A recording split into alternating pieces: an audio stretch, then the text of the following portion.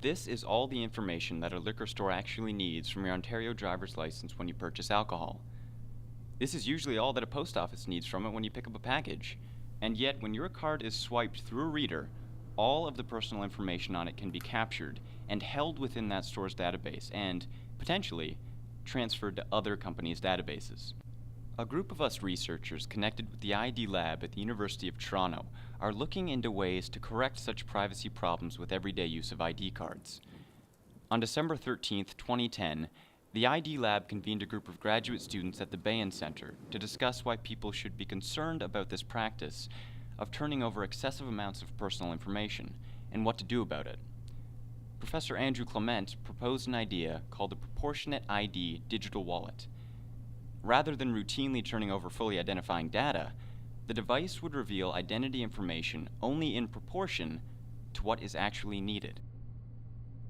In the first half of the workshop, we asked students to analyze scenarios in which an individual uses personal identity information to conduct everyday service transactions.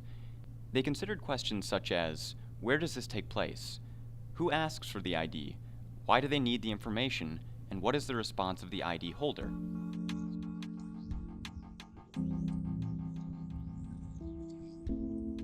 In the second half of the workshop, we asked students to create simple prototypes of IDs that would enable them to reveal their personal information more selectively.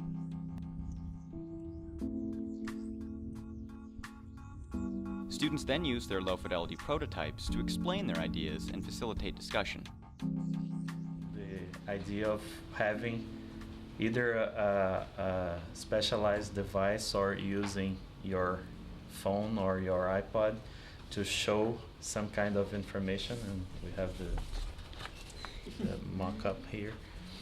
And this would show your picture, your name, and your address. Does the driver's license look like it was issued by the right kind of issuing authority? So if the password itself is not correct, or we don't have a proprietary password, is the form of identification well formed? The workshop concluded with a discussion of the next phase of the project.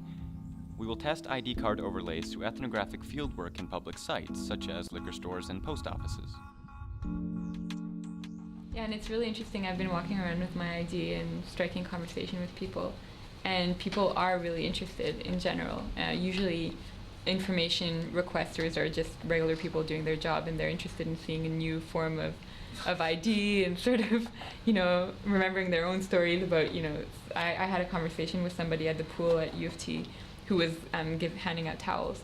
And I showed her my driver's license, which, I didn't need to, but I was giving her my U of T card, so I showed her that. She said, well, my personal information was stolen, and, somebody bought a car under my name, and she had her own stories. And I think a lot of people do, so it's not as daunting as you might think to have an alternate ID. The results will help generate more concrete prototypes of a proportionate ID digital wallet. Stay tuned for further developments.